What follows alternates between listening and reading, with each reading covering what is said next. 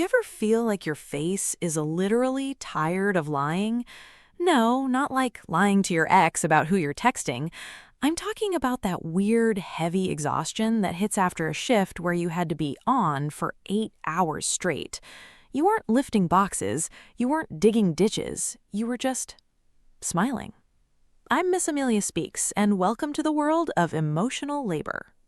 Back in 1983, a sociologist named Arlie Russell Hochschild dropped a book called The Managed Heart, Commercialization of Human Feeling. She looked at the world and realized that for many of us, our smiles aren't a byproduct of the good mood, they're a line item on a corporate balance sheet. Our feelings have been commodified. Let's get the definitions straight, because the internet has kind of ruined this term. People use emotional labor now to describe cleaning the house or listening to a friend vent.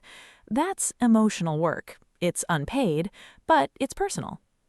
Emotional labor, in the Hochschild sense, is different. It's a job requirement. She defined it as the management of feeling to create a publicly observable facial and bodily display. Basically, you are being paid to produce an emotional state in someone else.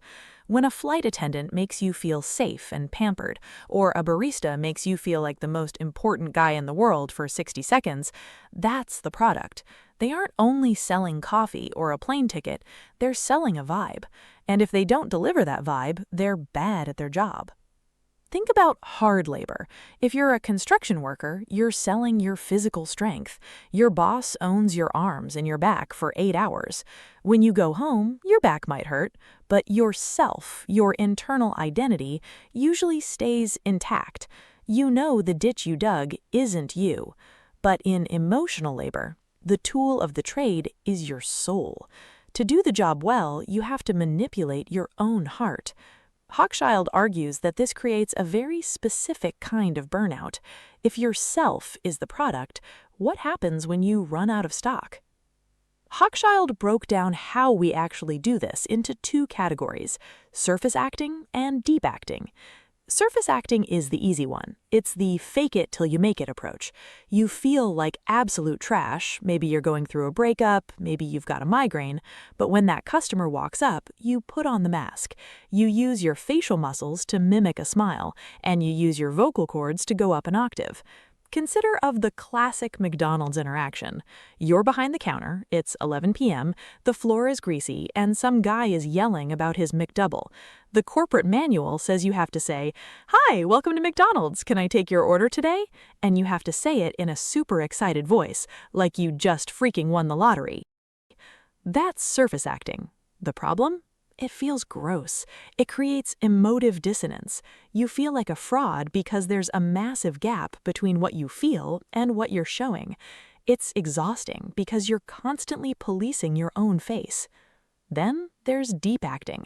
In deep acting, you don't just fake the smile. You actually try to force yourself to feel the emotion so the smile becomes authentic.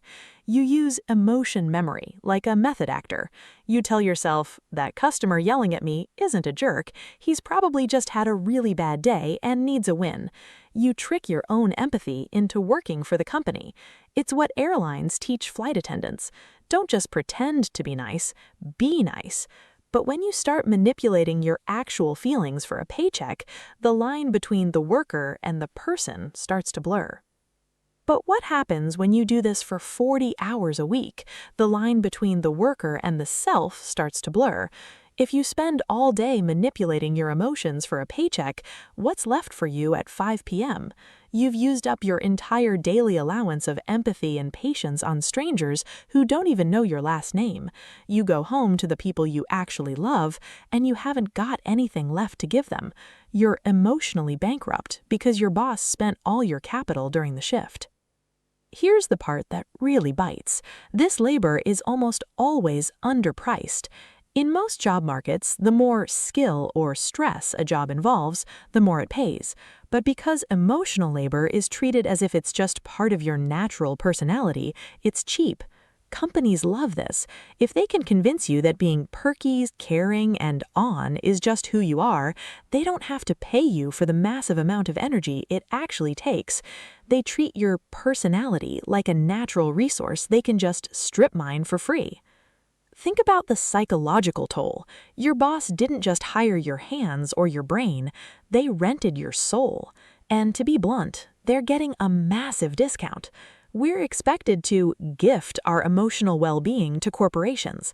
We've commodified the most human parts of ourselves, our smiles, our empathy, our patience, and sold them off to the highest bidder.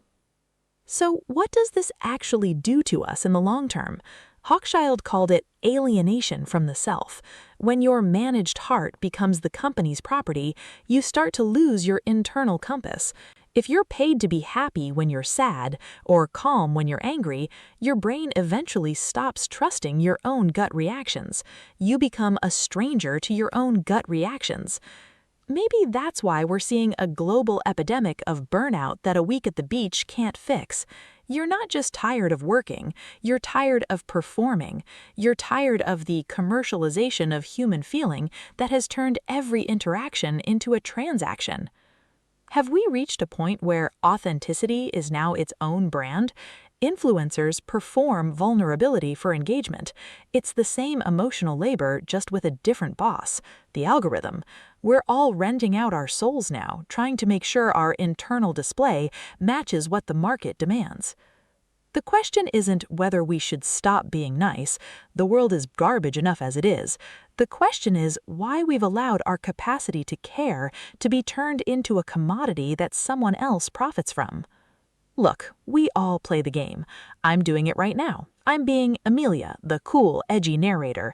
But the difference is knowing when you're wearing the mask and knowing when you can finally put it down and just be. So here's what I want you to think about as I clock out for the night. If your job stopped paying you to be nice tomorrow, how would your personality actually change? And does that realization scare you? Now, after I've suffered all that hard, grueling emotional labor, maybe you could drop a like and subscribe to my channel. No, seriously, please, I've got to pay rent. Oh, and you can also check out some of my other videos for other enlightened takes on big ideas.